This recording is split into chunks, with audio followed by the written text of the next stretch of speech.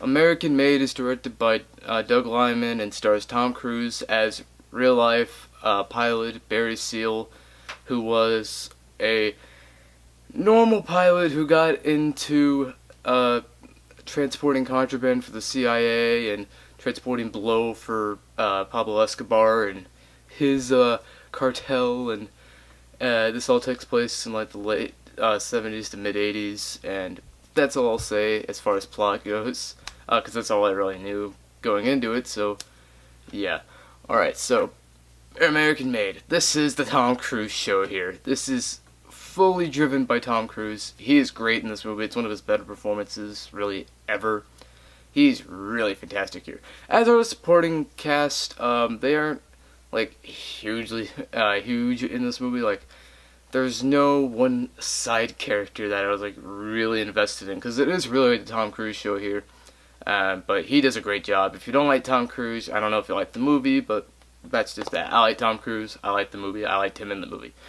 As far as the story goes, the story is really good here. The story is very engaging. I thought they broke it down enough, because there are things they have to break down in order to show the events of the actual movie that people won't know about, so they'll be confused. But they do that really well. There is a narration in the movie, and I think it really works. It's kind of a narration. It's kind of hard to explain. I don't want to spoil it, so yeah, we'll just leave it at that. But Doug Liman directs this movie very well, and I think the use of handheld cam was very effective here. The handheld cam really gave it its own unique style. The movie itself has its own like really cool retro style to it. It even shows the original Universal logo at the beginning of the movie, and I thought that was really cool. It was kind of like what Ouija Origin of Evil did. But I don't know, that aside, I think it does have a very unique style to itself, and it's a very fun and energetic biopic. It's actually really great. I really dug this movie, surprisingly. As for problems, there is a lot of crowding as far as things that happen. Nothing really gets shoved aside, but there is a lot going on in this movie, so you kind of have to be paying attention the entire time, and it might tire some people out.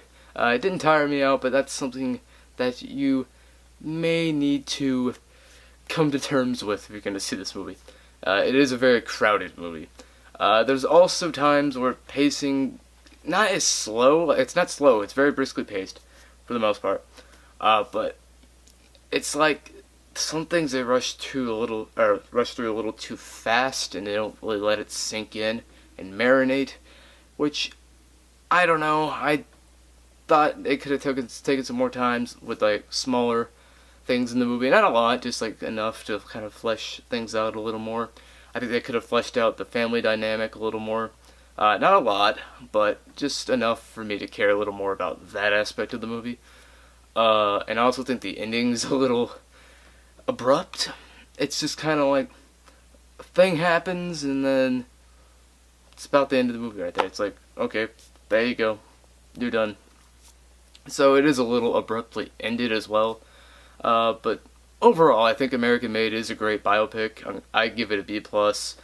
I know my style here is a little different now, and that's because my thumbnail thing broke. Not really broke necessarily. It's just not working with for free anymore. I had to pay for it and whatnot. I don't like it. We'll just put it that way. I'm not gonna pay to edit thumbnails, so it is gonna be different from now on. You will have the poster here every time. But yeah, so that is my review for American Made. This weekend I'm going to try to see Flatliners. I might see My Little Pony the movie. I got screening passes for that. I'm going to try to see Battle of the Sexes. And on Monday I have Boo 2 and Medea Halloween. So there we go. That's my review for American Made. So peace.